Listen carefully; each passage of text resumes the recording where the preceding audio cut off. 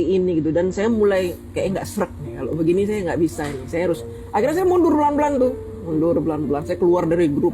Di grup pun, sebelum saya keluar dari grup HTI dan FPI itu, saya tuh udah seling berdebat. Kalau saya tangkap gitu ya, kan nggak mungkin dong mereka ngomong ke saya ini sini ini, emang saya siapa, kan saya bukan yang terpresentasikan yang nampak itu misi mereka itu memang ingin menguasai Indonesia. Jadi mereka itu mendapatkan kucuran dana itu memang tujuannya hanya untuk Indonesia ini agar tidak dipimpin oleh orang-orang yang tidak pro asing gitu. Tetap mencengkram Indonesia dengan mudah. Tapi sayangnya mereka ketemu Jokowi ini menghambat langkah-langkah FPI dan HTI. Tapi Pak Jokowi malah bilang antek asing. Nah, itu ya strategi mereka. Padahal mereka juga justru mereka yang memulai gitu. Betul. Dan yang mendukung mereka bukan dari Cina, yang mendukung Pak Jokowi dari Cina. Yang mendukung mereka dari Eropa. Makanya mereka bilang antek Cina. Karena memang Eropa dengan Cina juga kan perang dagangnya cukup sengit ya.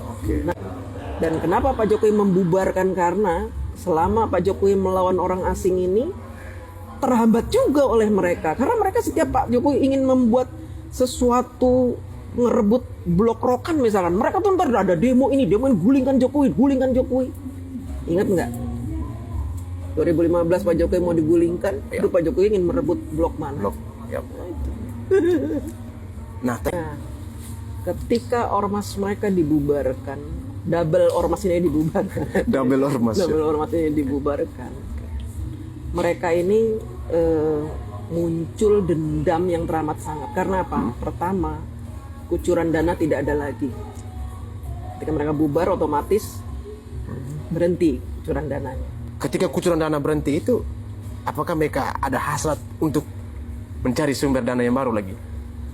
Yang jelas, mereka punya kucuran dana dari mana-mana. Mungkin dari sini berhenti, tapi yang di sini masih membiayai. Kan kita nggak bisa sebut namanya ya, masih membiayai. Ya akhirnya apa? Karena mereka dibubarkan, mereka berupaya untuk bikin lagi organisasi baru. Makanya teman-teman harus tahu nih, ada organisasi baru namanya FPI. Tapi 2 kali mereka bikin organisasi ditolak oleh Kemenkumham. FPI, bukan Front Pembela Islam, tapi bukan, tapi berubah. Front Persatuan Islam itu yang pertama ditolak. Akhirnya mereka ubah Front Persaudaraan Islam. Dan sampai sekarang belum ada legalitasnya. Kenapa mereka sekarang tidak punya kekuatan lagi? Karena tahun 2000